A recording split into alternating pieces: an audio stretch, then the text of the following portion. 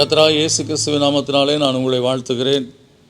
இந்த ஆசீர்வாதத்தின் விடியல் என்று சொல்லக்கூடிய இந்த நிகழ்ச்சியிலே, இந்த காலை வேளையிலே உங்களை சந்திப்பதில் மிகுந்த மகிழ்ச்சி அடைகிறேன். இதனால் நான் உங்களோடு கூட பகிர்ந்து கொள்ளும்படியான தேவனுடைய வார்த்தை ஏசாயா தீர்க்கதரிசியின் புஸ்தகம் 43ஆம் அதிகாரம் 21ஆம் வசனம். இந்த ஜனத்தை எனக்கென்று ஏற்படுத்தினேன், இவர்கள் என் துதியை சொல்லி வருவார்கள் என்று சொல்லி இந்த வேத வசனம் சொல்லுகிறது.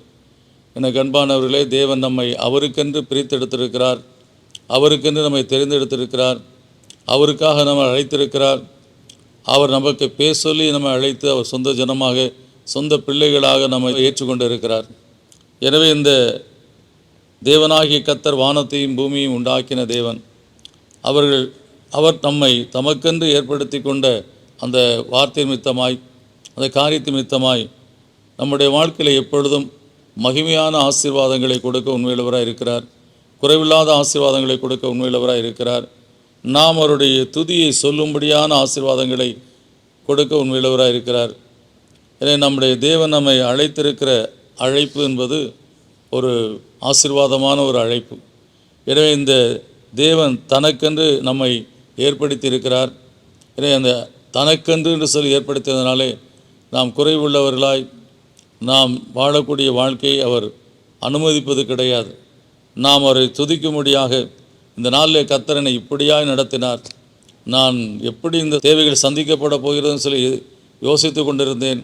கர்த்தரோ என்னை அதிசயமாய் நடத்தினார், கர்த்தர் என்னை அற்புதமாய் நடத்தினார், கர்த்தர் எனக்கு ஒத்தாசையை கட்டளையிட்டார் என்று சொல்லி நாம் அவரை துதிக்கும்படியாய், புகழும்படியாய் நம்முடைய வாழ்க்கையில் அவர் நடத்துகிற தேவனாய் இருக்கிறார்.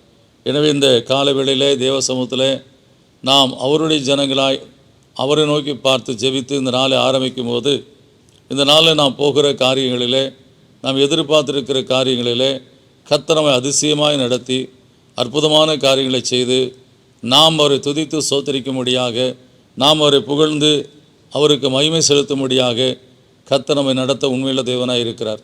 எனவே இந்த நாளிலே தேவ சமூகத்திலே, கால வேளையிலே அவரை நோக்கி பார்க்கிற உங்களுடைய வாழ்க்கையில் நீங்கள் அவரை குறித்து துதித்து சாட்சி சொல்லும்படியான ஆசீர்வாதங்களை இந்த நாளில் கர்த்தர் உங்கள் வாழ்க்கையில் கட்டளையிடுவார். எனவே நிச்சயமாக உங்கள் வாழ்க்கையில் மகிழ்ச்சியும் சந்தோஷம் உண்டாகும்படியான காரியத்தை இந்த நாளில் கர்த்தர் உங்கள் வாழ்க்கையில் செய்து ஆசீர்வதிப்பார். ஜெபிப்போம் இந்த விசுவாசத்தோடு. நல்ல தகப்பனே, நன்றியோடு துதிக்கிறோம், சோதரிக்கிறோம். இந்த வசனம் சொல்லுகிறபடி கர்த்தாவே, இந்த ஜனத்தை எனக்கென்று ஏற்படுத்தினேன், என் துதியை சொல்லி வருவார்கள் என்று சொல்லி கர்த்தாவே எங்களை ஏற்படுத்தியிருக்கிறீரப்பா. எனவே நீர் எங்கள் வாழ்க்கையில் எங்கள் நடத்தும்போது நாங்கள் குறைகளை சொல்லி அழுமுடியாக நடத்துகிற தேவன் அல்ல.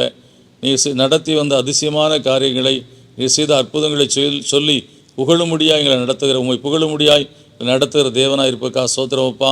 அப்படியே இந்த நாளில் உம்முடைய சமூகத்தை நோக்கி பார்க்கிற பிள்ளைகள் வாழ்க்கையில், எதிர்பார்ப்போடு இருக்கிற பிள்ளைகள் வாழ்க்கையில் நீர் அதிசயமாய் நடத்தி இந்த பிள்ளைகள் கர்த்தாவே, கர்த்தர் நாங்கள் எதிர்பார்த்ததுக்கு மேலாக எங்களை அற்புதமாக நடத்தினார், ஆசீர்வாதமாக நடத்தினார், அதிசயமாய் நடத்தினார் என்று சொல்லி தொழுது சோத்தரிக்கும்படியாய் உடைய பிள்ளைகள் வாழ்க்கையில் அதிசயங்களை செய்தலும் உம்மை துதிக்கும்படி ஆசீர்வாதங்களை கட்டளையிடுங்க தாவே. உடைய பிள்ளைகள் மகிழ்ந்து உம்முடைய துதியை சொல்லும்படியான காரியங்களை செய்தலும் பிதாவே, இயேசு கிறிஸ்துவின் நாமத்தில் கேட்கிற நல்ல பிதாவே, ஆமேன். கர்த்தர் இந்த நாளில் சொல்லியிருக்கிறபடியே நம்முடைய வாழ்க்கையில் அதிசயமாக நடத்துவார். விசுவாசத்தோடு இந்த நாளை துவக்கி நீங்கள் நடத்துங்கள். அவருடைய துதியை நீங்கள் சொல்லும்படியாக உங்களை ஆசீர்வதிப்பார். God bless you.